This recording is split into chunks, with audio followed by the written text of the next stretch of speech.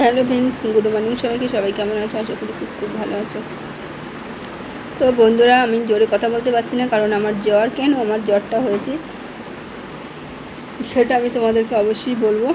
কিভাবে জ্বর এসছে, কোন টেনশানে জ্বর এসছে, আমি সব ভিডিওর মধ্যে বলে দেবো আজকে। বন্ধুরা, নানান ধরনের নানান টেনশন মানুষের জীবনে থাকতেই পারে, তোমরা সবাই এটা জানো। তো বন্ধুরা, সবাই এটাও প্রচণ্ড কাশি আসছে তো বলতে পারছি না। তো বন্ধুরা, নানান টেনশন নানান কিছু দিয়ে আমার জীবন যায়। আর সত্যি কথাটা বলতে আমার মানে কি বলবো, আমি যে এরকম একটা বাড়িতে বিয়ে করেছি সেটাই অনেক ভুল করেছি। কারণ আমার কপালে হয়তো ছিল, সেটা হয়তো হয়ে গেছে, তাই না? বুক ভরা ভালোবাসার মন ভরা দুঃখ নিয়ে কিন্তু আমি ভিডিও করি, তোমরা তো সেটা। তো বন্ধুরা, আমি যে কেন ওকে বিয়ে করলাম আমি নিজেই বুঝতে পারছি না। যে ওরকম একটা মানে ছেলে পাগল ছাগলের মতন, আমি তাকে বিয়ে করেছি। কিন্তু কেন করেছি? কারণ যার কোনো বুদ্ধিই নেই।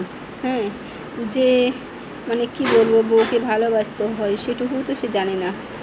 তো আমি ভুল করেছি, অনেক ভুল করেছি বন্ধুরা, যেহেতু ওকে আমি বিয়েটা। আমার জ্বরটা কেন হয়েছে? আমি দিনের পর দিন অনেক পরিশ্রম করি, তোমরা জানো। আমার রাতের পর রাত জেগে আমি কাজ করি, দিনের পর দিন জেগে কাজ করি বন্ধুরা।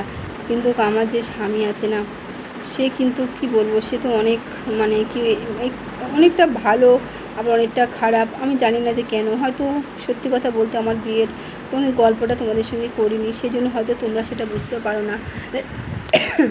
তো বন্ধুরা, আমি আমার জীবনে আমি অনেক দুঃখ কষ্ট আমি সব সহ্য করেছি। আমি নিজেও কিন্তু বলে আমি ডিউটি করতাম, কিন্তু সেই ডিউটি আগে আমি ডিউটি করেছি। তো বন্ধুরা, আমি সেই ডিউটি থেকেও আমি অনেক পরিশ্রম করেও আমি একা থাকতাম, ভালো ছিলাম। যেহেতু আমার একটু সমস্যা ছিল মাথার, সেজন্য আমি ঘর বাড়ি যেতে পারিনি।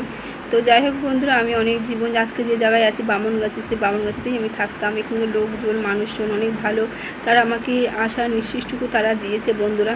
কিন্তু কি ব্যাপার, কি ভাগ্য আমার, মানে এর সঙ্গে আমার বিয়েটা হয়ে যায় জানি না।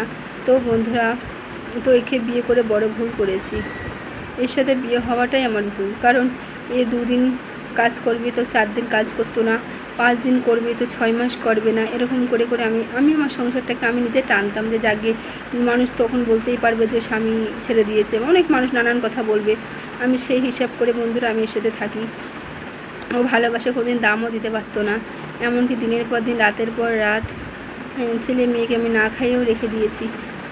তখন থেকেই মানে আমার মনটা আস্তে আস্তে ভেঙে যায় যে আমি তো বিয়ে করাটাই আমার পাপ হয়েছে। যদি বিয়ে না করতাম হয়তো আমার বাচ্চারা থাকতো না, হয়তো আমার বাচ্চারা আমার পেটে জন্মাতো না, হয়তো বা আমার সংসারটা ঠিকঠাক চলে যেত, আমার নিজের পেট।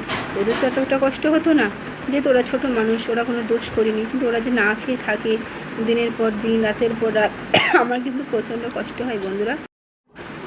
আমার জীবন মানে কি বলবো, আমার খুব শরীরটা খারাপ। আর দেখো, এখন আমি ওষুধও খেয়েছি, আমার পুরো গা ঘেমে যাচ্ছে। তো বন্ধুরা, আমি এখন কি করব ভাবতেও পারছি না। আজকের আমি এত টাকা ভাড়া টানতে হয়, আমার নিজের পরিশ্রম করতে হয়, আমি আর পারছি না, জাস্ট পারছি না। আমার বাচ্চারা চোখের সামনে একটা জিনিস চাইলে আমি দিতে পারি না, না খেয়ে রাখতে হয়। আমি একটা মা হয়ে কতটুকু সহ্য করবো সেটা তো তোমরা সবাই বলো। তাই বলছি বন্ধুরা, এর সঙ্গে বিয়ে হওয়াটাই আমার ভুল হয়ে গেছে। কেন একে বিয়ে করতে গেলাম?